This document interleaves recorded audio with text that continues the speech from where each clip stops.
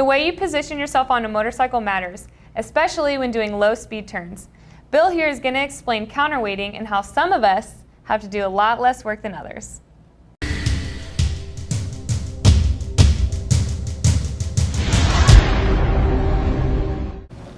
Riders who attend the basic rider course learn about two different techniques for turning the motorcycle. In this case, we're going to simplify matters, and we're going to state in general, if the motorcycle is traveling below 12 miles an hour, we'll use a technique called counterweighting. For motorcycles traveling above roughly 18 miles an hour, we'll use a technique called countersteering. So only the shift of our body weight will cause the bike to turn? That's a good question, Jordan. For our low speed maneuvers, we're going to focus on turning the handlebars in the direction that we want to go.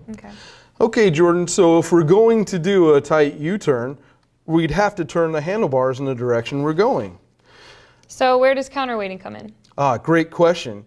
If we're going to need to turn tighter, leaning the motorcycle will help us turn tighter. Okay. But if we lean the bike over, what might the bike want to do? Fall over. Right, so we have to counter its weight with our weight in a technique called counterweighting. Got it. In another example, if I were to take your hand and start falling in this direction, what would you do to prevent me from falling? Counter your weight with my weight. Exactly right, and that's what we're doing with the motorcycle to make sure we're stable at low speeds. So for counterweighting, how do I seat myself on the motorcycle?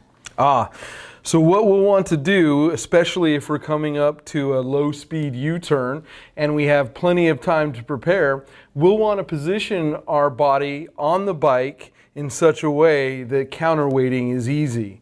And the way we do that is you'll want to rotate your hips, you'll keep your chest tall so that you can look back behind you in the direction that you're going, and your knee and outside foot will be pressed against the bike.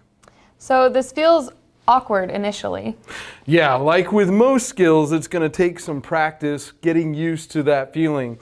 And the way we recommend practicing is to start by doing large circles, 50, 60-foot circles necessary, and progressively we'll want to get them tighter and tighter and tighter.